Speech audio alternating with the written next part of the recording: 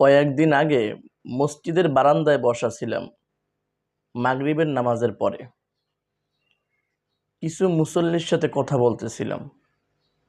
হঠাৎ করে একজন মহিলা এসে বলল, হুজুর একটু কথা আছে। তো আমি কাছে গেলাম এবং বললাম যে কি বলতে চান বলেন। তো মহিলাটা বলল আশেপাশের লোক দেখে যে হুজুর একটু পার্সোনাল কথা আছে, একটু সাইডে চলেন। তো মহিলাকে আমি দেখে মনে হলো মহিলাটি খুবই চিন্তিত আর কি। তার চোখের ভিতরে পানি টল টল করতেছে। তো আমি বললাম যে কি বলতে চান এবার বলেন। আমি একটু সাইডে গিয়ে বললাম কি বলতে চান। তো এক পর্যায়ে মহিলাটা কেঁদে দিয়েছে এবং সে আমাকে কান্না করতে করতে বলতেছে, হুজুর আমার পেটের ভিতরে 2 মাসের বাচ্চা। তো আমার স্বামী আমাকে কয়েকদিন যাবৎ আমাকে জোর করতেছে আমি যাতে আমার পেটের বাচ্চাটা ফেলে দিই, কিন্তু আমি চাচ্ছিলাম না যে আমার পেটের বাচ্চা আমি ফেলে দিই। আল্লাহ যেহেতু দিয়েছে আমি চাচ্ছিলাম না এটা নষ্ট করার জন্য। কিন্তু আমার স্বামী যেহেতু আমার আরও 3টে বাচ্চা আছে, এই 3টে বাচ্চা থাকার কারণে আমার স্বামী চাচ্ছিল না যে এত তাড়াতাড়ি আমি আরও একটা বাচ্চা নিই। যেহেতু আমাদের ভুলের কারণে এই বাচ্চাটি হয়ে গিয়েছে, তো আমি চাচ্ছিলাম যে আল্লাহ যেহেতু দিয়েছে আমি বাচ্চাটি ফেলবো না, রেখে দিব। তো কয়েকদিন যাবতই আমার স্বামী আমাকে এরকম খুবই চাপ দিচ্ছে বাচ্চাটা ফেলে দেওয়ার জন্য।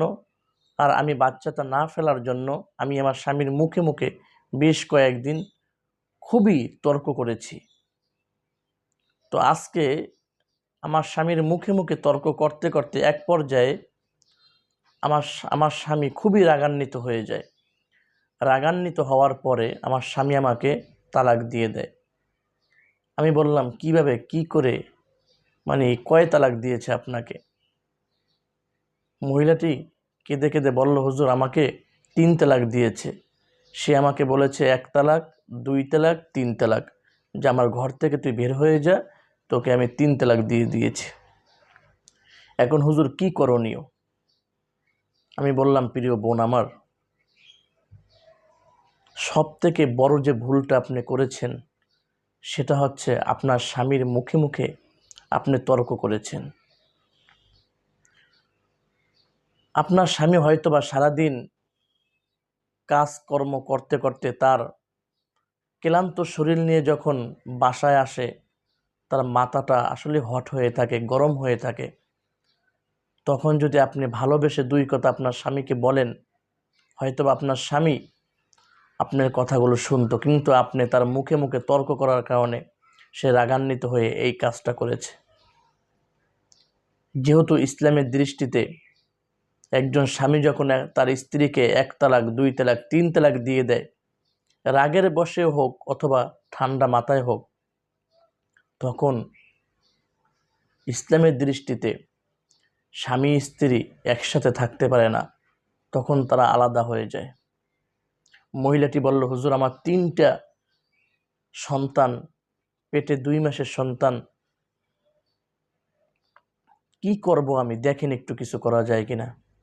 আমি বললাম, প্রিয় বোন আমার, এখানে আমার কিছুই করার নাই। আপনি আপনার স্বামী থেকে আলাদা হয়ে গিয়েছেন, আপনার স্বামীর কাছে আপনি আর থাকতে পারবেন না, যেহেতু আপনার স্বামী আপনাকে 3 তালাক দিয়ে দিয়েছে। প্রিয় বোন আমার, যারা আমার ভিডিওটি দেখছেন, আপনাদের প্রতি আমার ভালোবাসা রেখে আমি আপনাদেরকে বলবো, কখনো আপনি আপনার ভালোবাসার মানুষটির মুখে মুখে এবং আপনার স্বামীর মুখে মুখে কখনোই তর্ক করবেন না। যদি আপনার স্বামী 2 কথা আপনাকে বলেও থাকে, তারপরেও আপনি চুপ করে কথাগুলো শুনবেন, আপনার ভালোবাসার কথা দিয়ে তাকে আপনি শান্ত করার চেষ্টা করবেন, কিন্তু আপনার স্বামীর মুখে মুখে কখনোই তর্ক করবেন না। আপনি সারাদিন বাসার ভিতরে থাকেন, রেস্টে থাকেন অথবা কাজকাম করেন, একা থাকেন, কিন্তু আপনার স্বামী বিভিন্ন মানুষের ভিতরে থাকে, চাকরি করে, কাজকাম করার পরে যখন রাতের বেলা বাসায় আসে অথবা যে কোনো টাইমে বাসায় আসে, তার মাথা যদি হট হয়ে থাকে, গরম হয়ে থাকে, দুই কথা যদি আপনাকে বলেও থাকে, কখনো ভুলেও আপনি আপনার স্বামীর মুখে মুখে তর্ক করবেন না। আপনারা হয়তো বা জানেন না যে একজন পুরুষ কখনোই চায় না যে তার সব থেকে কাছের মানুষটা, সব থেকে ভালোবাসার মানুষটা তার মুখে মুখে তর্ক করুক। একবার যদি কোনো স্ত্রী, কোনো ভালোবাসার মানুষ যদি কোনো পুরুষের মন থেকে উঠে যায়, দ্বিতীয়বার আর কখনো ওই নারী ওই পুরুষের মনের ভিতরে বসতে পারে না। এই জন্যই আপনাদের ভালোর জন্য আমি একটা পরামর্শ আপনাদেরকে দিয়ে থাকবো, প্রিয় বোন আমার। কখনোই স্বামীর মুখে মুখে, ভালোবাসার মানুষটির মুখে মুখে কখনোই তর্ক করবেন না, কখনোই না। এই ভুলেও এই কাজটা করবেন না। যদিও সে ভুল কাজ করে থাকে, আপনাকে ভুল কথা বলে থাকে, আপনি ঠান্ডা মাথায় সেটা শ্রবণ করবেন। দরকার হলে এটা পরবর্তীতে তার রাগ যখন থেমে যাবে, তখন আপনি তাকে এই কথাটা আপনি বুঝিয়ে বলবেন, সে বুঝতে পারবে যদি বুঝমান হয়ে থাকে।